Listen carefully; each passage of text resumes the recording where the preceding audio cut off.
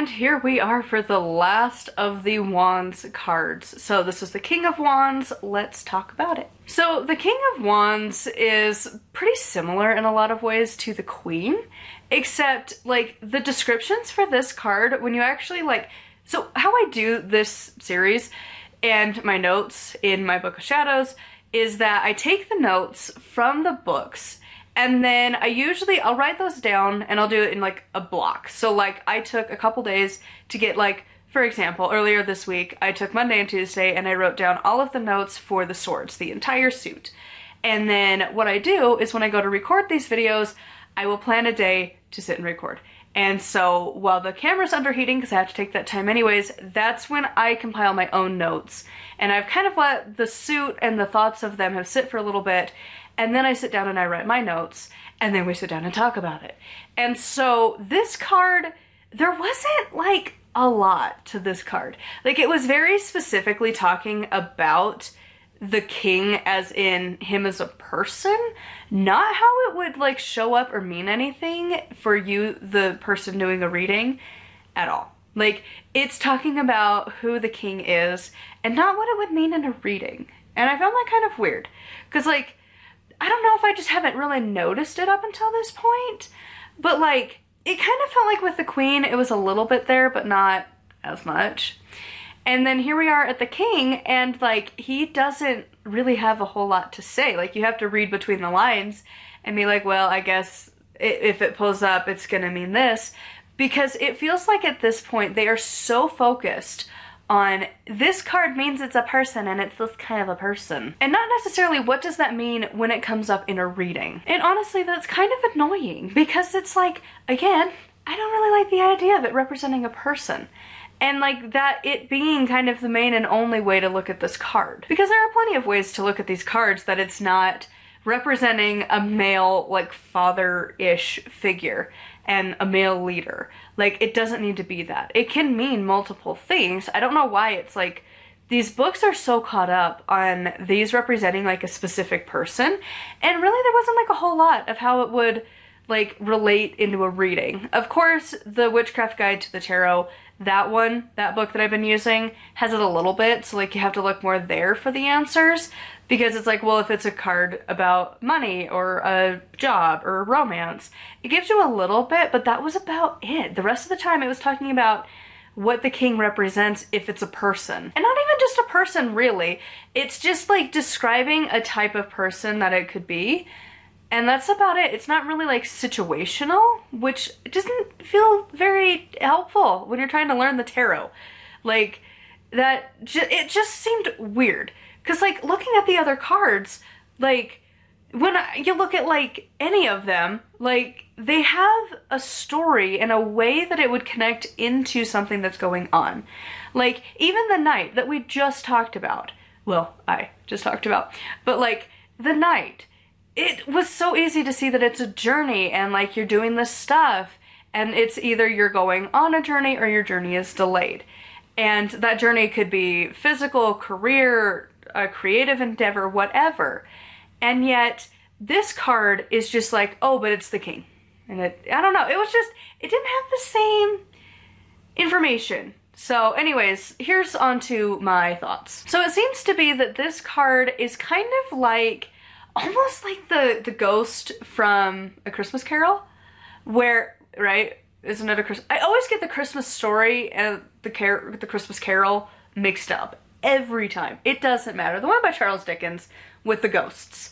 The Ghost of Christmas Present, where he's all about gifts and life and joy and abundance and prosperity and happiness. All of that is what this feels like for the King of Wands. Good times are here. It's a time of happiness and prosperity. He's a leader, but he's kind.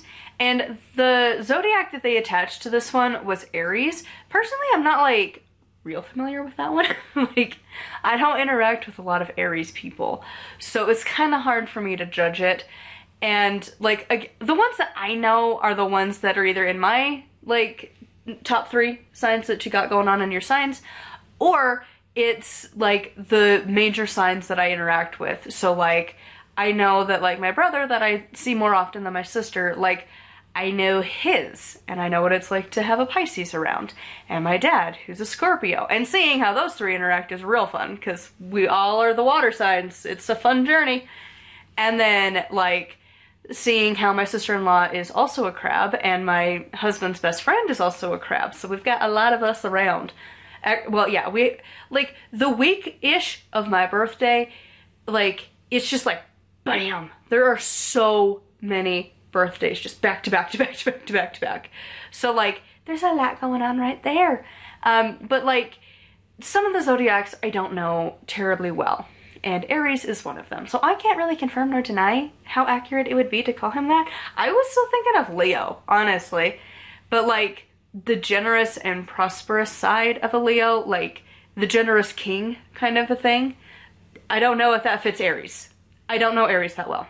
One day we will do a learning the zodiac stuff, but for now, I don't know. And there's one part that I couldn't figure out a way to like rephrase it in a way that worked for me, because I just kept wanting to repeat the exact sentence that was from the Idiot's Guide, so we're just gonna include it. And it is, with a positive outlook and confidence, you can do anything your heart desires. And like that seems to be that was one of the only like true sentences of what this card means, and it seems pretty true, because, and even actually Kellyanne just had a video talking about this. And so if you, Kellyanne Maddox here on YouTube, she has phenomenal videos, highly recommend. So she talked about how when you're doing magic, you always need to have like just a little bit of confidence in what you're doing, just like kind of almost arrogance of like, it's gonna work. Like, there's not like a possibility that it's going to work or that it might work, or I don't know, we'll see. No, like it is going to work. I'm a witch, it's going to happen. Like the so mote it be is like a hard line, like it is gonna happen kind of an attitude.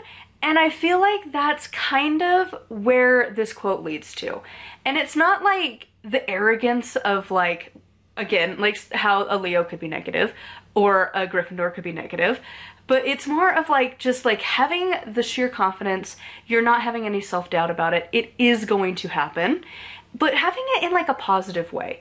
Like, well, of course I'm a witch, it's gonna happen. Not, oh, well, of course it's gonna work, I'm a witch. Like just that slight change to how you like said about it, and like being positive about it. Like, well, of course it's gonna work out. I'm doing all of the work, it's gonna happen. Like, it just is. Like, I feel like that's the mentality that this card is trying to get at, which seems appropriate for how to end the whole journey of the wands, where it's been all about career, for it to be like, ah, yes, you can do it. All you need is confidence and, what was the other? Positive outlook. Ta-da.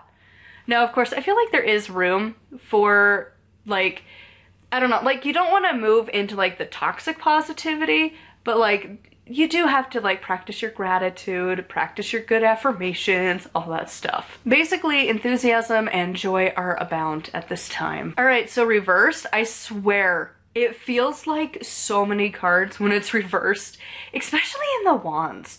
It seems like it's just delay. And it's like, are we at an airport? Like, what is going on? The other way to interpret it when it's reversed is that what success you've accomplished at this point, because again, I feel like if you look at the suits as like a journey from the ace to the king, like this is the final stage. And like, if we go back to my original like analogy that I was using for the first 10, this is like the final of your book journey, right? Of like, you've gone through all of the steps, all of the things, maybe the queen was like you marketing your book or whatever, and now you're sitting there at the king and you're at the end of that journey of that book that you've written. And if it's reversed, it is saying that the success you've gotten is not what you thought it would be. And some of the examples from the book was like, you might get a settlement, but it's not as much as you wanted it to be. Or you might have gotten like a job, but then you realize that it's not as good as it actually was. And like promises were made that are not kept, and you realize it's actually a toxic environment. And it's just, it's not exactly what you pictured it to be. That's what it is when it's reversed. And they talked about it more as like, again, as the king is like a personified person, but I feel like it could apply these emotions into whatever the question would be about. So like we talk about like the low self-esteem, and like all of these can really, because of how they are, can trigger how you would respond. If you have a low self-esteem, it can cause a lot of problems. Okay, I'll just list them off and then we'll talk about it. So you have low self-esteem, lacking confidence, pessimism, short fuse, and doubt. And basically when you have like all of those kinds of emotions, you tend to lash out irrationally and unnecessarily. And the way that they had kind of described it in, I think it was The Idiot's Guide to the Tarot, was that you're like the cowardly lion. But I also think of it not necessarily as the cowardly lion even, but more so like a frightened creature, like a frightened lion, not necessarily cowardly. Because when an animal's scared, it will lash out.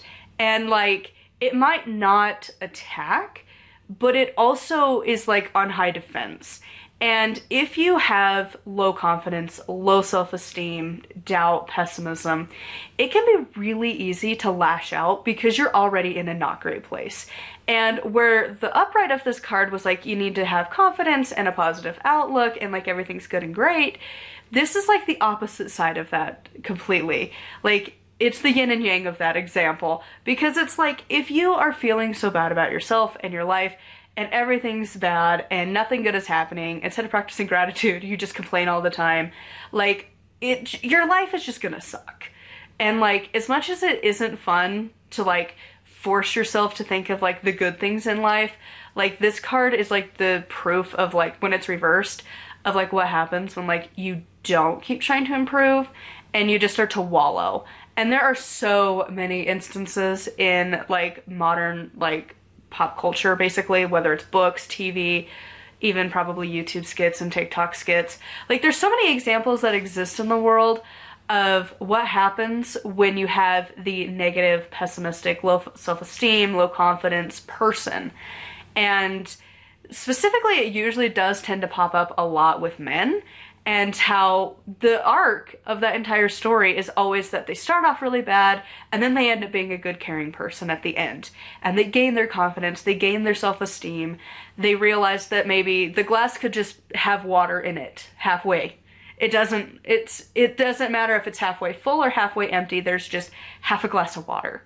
And that might be the whole arc, and at least we got to that point kind of a thing. And so it feels like it's kind of looking at those negative emotions, and again, it does remind you from the Idiot's Guide that you have the power to change this to be the upright position. You have that power, it's in your control. So anyways, those are my thoughts on the King of Wands. I would love to hear your interpretations of this one in the comments down below. Huge thank you to my patrons. I'll have their names here on the screen. If you'd like to support me and get access to exclusive content, it is patreon.com/nightwillowcrafts. Make sure to like and subscribe. I post every single day, and until next time, thank you so much for watching, and blessed be.